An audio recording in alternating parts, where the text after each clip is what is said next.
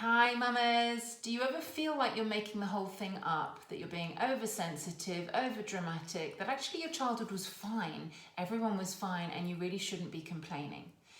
If that's the case, then you're not alone, and I want to explain to you why you feel this way and why you're wrong. So, if you often feel that actually maybe you're making the whole thing up and that your childhood was fine, there's a reason for this. And that is because you were trained from a young age as a child to think that your emotions, feelings, opinions, beliefs were unreliable or wrong or inconvenient or unwelcome. And therefore you would have started to second guess your feelings, opinions, beliefs.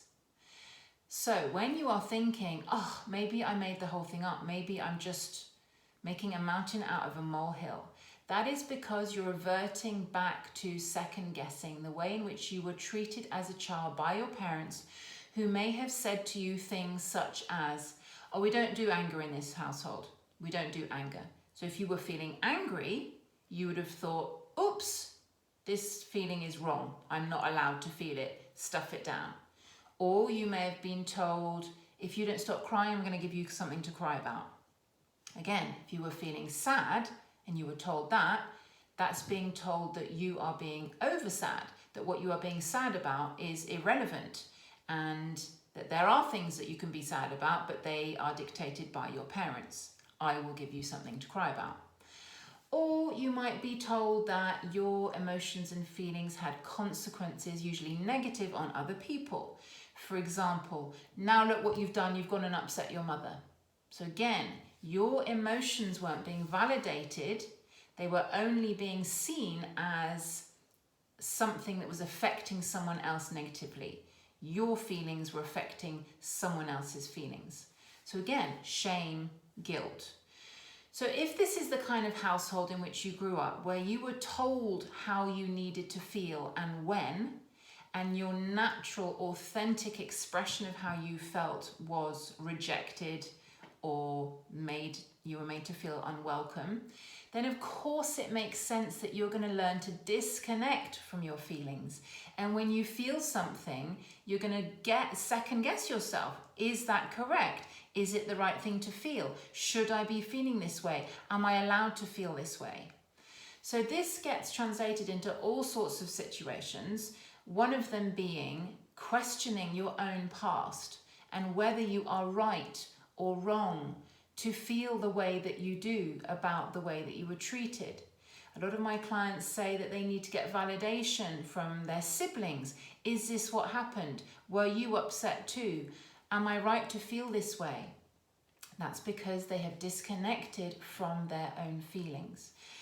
Getting validation from your sibling can definitely help. But remember, you may not get what you need because your sibling has a very unique take on what happened. They are not you. And even if you were treated in exactly the same way, you will have perhaps had different interpretations and perceptions of what that meant to you based on who you are, your character and your previous lived experience. So getting validation from people can be helpful, but it can also be unhelpful because it's not necessarily objective. So I want to tell you why you're wrong. That's the reason why you may be doing this. And I want to tell you why you're wrong, because you have and you are living with the effects of your childhood.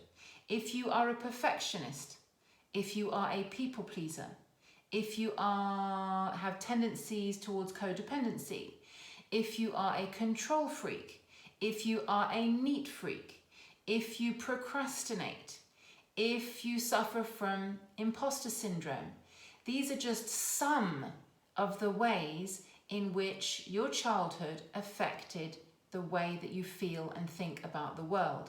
And those things that I mentioned are coping mechanisms that you adopted as a child to get you through. Physical symptoms, irritable bowel syndrome, chronic fatigue, any kind of autoimmune disease, alopecia, chronic back pain, depression, anxiety, panic attacks, burnout, These are some of the physical symptoms that you may be feeling as a result of your childhood. Same thing. So whatever you are feeling physically, whatever you are feeling emotionally, you weren't born with these opinions and beliefs. They were created or inherited as a result of your childhood. So yes, you may still be second guessing yourself and thinking that you made it up, but that is not your voice. That is the voice of your parents telling you that what you feel is wrong or that you've got it wrong.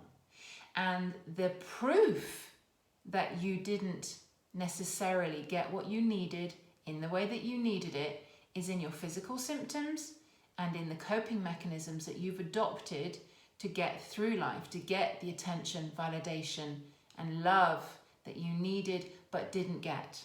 This is how you adapted, and you seek it in other people or in other places. So I hope that makes sense, that you're not making anything up, that you're not over dramatic, that you're not oversensitive. However you feel and act towards the world is a product of your childhood. If those beliefs or coping mechanisms are limiting, if they are holding you back from being the amazing, authentic person that you are and from sharing that with others with confidence, unapologetically, then you need to do some healing. That's absolutely possible, and it is successful. It's not that these things are bad things, coping mechanisms or physical symptoms. All of them can be healed by tracing them back to the root causes in your childhood, to the developmental trauma that you suffered as a result of not being seen, not feeling loved or safe.